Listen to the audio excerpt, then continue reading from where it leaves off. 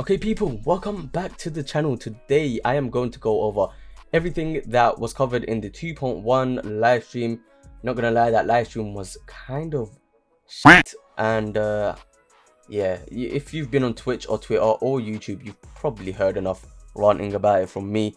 The English version was a bit of a shambles and childish and just overall bad, so I'm not gonna get into that. I'm just gonna get into the overview for everything coming in 2.1 based off the live stream, and we're gonna kick it off. We're gonna talk about. I'm not gonna go into the order that they showed it off, because I don't appreciate the order because it was so mix and match with everything. I'm gonna start off with the thing that most people are interested in, that being the characters. I'll have timestamps in the description if you are interested into just skipping to a certain area. Just check the description for the timestamps, yeah? So I'm going to start off with the new characters, because they actually showed us the brand new characters in action, that being Bao, Kokomi, and Kujosara. And Bao looks so good. I am so happy. I'm so excited for her. I cannot, you don't understand. I am ready. I think I want constellations for her. Like, I'm desperate. Like, I need her in my life. I need her. I started pre-farming for her already. Like, it's, oh, she's taking off my Genshin life. But yeah, she looks sick. Her burst looks incredible. I'm so ready. Then we also have Kokomi, and she again looks really cool. I was kind of worried that she was going to be just a complete healer, basically completely Barbara 2.0, but that's not the case. She is they actually talked about the elemental skills and elemental bursts, but I'm not going to go over that. I'm going to go over that in the next video that I post, specifically dedicated to the characters, because it's kind of long if I go into it. But basically, Kokomi's elemental skill is the only thing that actually does any healing. Her elemental burst, I thought, is going to focus on healing as well, but it doesn't. So there's that. And then Kujosara is also the last character. She is the 4-star for this version, and she's actually coming on the Bao banner, which I was really surprised by. So yeah, I'm interested to see how many people are actually going to pull on the Kokomi banner at this point now. But Bao banner is going to be easily the most profitable banner that miHoYo has ever had. Guaranteed. I'm calling it now. And yeah, I'm interested to see if she's going to be able to hold her weight against Fischl, because Fischl, C6 Fischl especially, is goated support, goated Electro Archer support. So yeah, Kujosara got a lot to live up to. The next thing I want to go over is the new areas, because they actually showed us 2 new islands. I expected 1, but no, they decided to show us 2, right? So we got the first island called Watatsumi Island. This island looks incredible. It looks like nothing we've seen before in Genshin Impact, and I think that's why I appreciate it so much, because it's completely different. I genuinely was not expecting it to look like this. I don't know why. Is it just me? But it reminds me of something from Dragon Ball, like Dragon Ball Z. Like, I don't know why. I can't. I don't know. If it might just be me subconsciously thinking it, but I have no idea. But it looks cool. It is the main point. Then we also got the other island called Seirai Island. It's the island that you can actually see, the one that I called it in my prediction video. You can go check it out. Yeah, you can see the island already in the background in the game. It is if you go to where the Raiden Shogun's temple is, go behind the Raiden Shogun's temple, and then look off in the distance, and you will see an island that is breaking apart with thunderclouds above it, and that's the island. Yeah, so that island is what I'm assuming is gonna contain the new enemy bosses, right? So let's go over to the new enemy bosses. We have an Electro Oceanid, right? An Electronid. That's probably what they call it, okay? And I guarantee you that is what we need to farm in order to get ascensions for Baal and for Kujosara. Guaranteed. I'm calling it now. Then the next enemy is the Hydro Hypostasis, which you're probably going to need to farm for Kokomi. Pretty simple stuff. I think that's the last of the elemental hypostasises. Hypostasi? I don't know. What do you call multiple hypostasis? I don't know. Yeah, so those 2 are the new world bosses. Then we have the brand new raid boss, weekly boss, the main boss, whatever the hell you want to call it. And if you saw my reaction video to the trailer, you'll see how confused I was. Senora is the new weekly boss. That's right, Senora.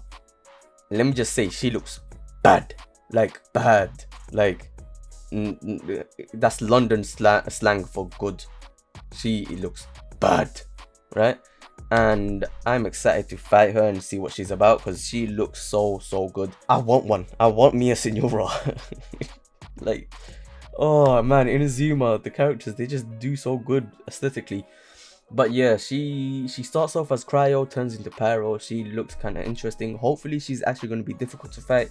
Next is the events, and this is basically what's going to take up the chunk of the this video pretty much, which is why I left it to the last. I'm going to go over the bigger event first, the main event, and then I'll go over the smaller events after that. So the main event being called the Moonlight Festival. So I'm assuming this is going to come in the second half of 2.1, where people have played the main story quests and stuff like that, getting a little bored. This will refresh things and get people excited again.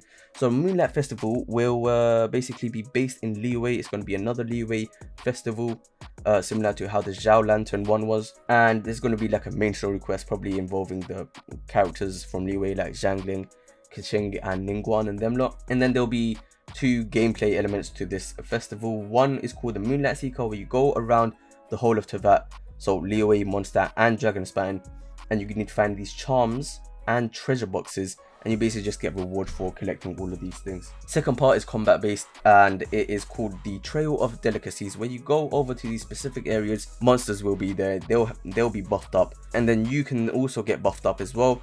You just need to quote unquote tribute certain foods that they tell you that they need, and yeah, you get buffed up depending on what you give or how many of a certain thing that you give. And it's basically just a fight to the death, essentially. So yeah, and it's gonna give you regular rewards and stuff, but the main thing from this event is a specific reward, and it is a weapon, a 4-star weapon.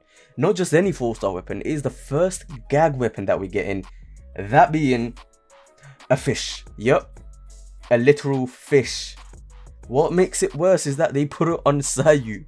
Sayu, this little shit, is carrying around a massive ass fish as her claymore. Mad. This is what Genshin Impact is now, yeah? To say nothing. We also got another daily event coming, which I'm actually excited for, because it's literally just free stuff. You're obviously going to get Mora and Heroes Wet and stuff, but you also get 10 Intertwined Fates. So that's like 1600 Primal Gems basically for free. Another thing is that this isn't really an event, this is kind of just a little update. You basically get the Primal Gem or Crystal top-up bonus is being reset. Yeah, that is getting reset perfectly in time for Baal, so I'm definitely going to be using that. Then there's another event called the, I'm probably going to butcher this name, Hyakunin Iki, right? Hyakunin Iki. Probably butchered it, but it's basically a tag team / relay type of battle event where you got like 6 teams of 2 characters, and you basically need to swap in these characters or these teams depending on what enemy is there at the time, and you know, do it as quick as possible and take the least amount of damage or whatever the challenge is, and score the highest amount of points and basically get rewards. Again, this 2.1 is basically just a lot of events with free rewards pretty much. And talking about free rewards again, then another event is the Spectral Secrets, which is basically just a fancier expeditions where you have to do dedicated elements for specific expeditions, and that's pretty much it. I did forget one person in the character section of this video, and that was ALOY, because she was actually lost, which is why she's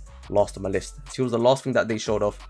ALOY is coming, so everyone is getting a free 5-star weapon, that being ALOY from Horizon Dawn, and she looks quite decent, I can't lie. She looks different, she plays different, and she moves different. So I don't know, I just hope that they give a bit of a backstory and reason why she's here, how she got here, stuff like that. Don't just leave it out in the open and be like, oh yeah, here you go, a character that's not supposed to be here, looks nothing like anyone else, and plays like no one else. Just take her. Hopefully they give a backstory and explanations. But yeah, I think that's most of the stuff. I hope I didn't forget anything. But yeah, we're getting a lot of free stuff, and a lot of these events are actually quite easy, so it's pretty much just free rewards at this point. So yo, I'll take it. Not to mention Baal and Kujo-Sara, I am so excited for, especially for Baal. So watch out for when I go on a pulling spree for Baal, because trust me, I'm probably going to do over 100 pulls just for Baal. Genuinely. Maybe even 150. I'm not sure. I don't know. Maybe even 200. Who knows, man? I'll probably go crazy. I just want my balls. Mad sentence. Pause. Anyway, yeah, smash the thumbs up. Make sure to subscribe, turn on bell notification, all of that good stuff. You know how it goes. And I'll see you guys later. Take care. Peace.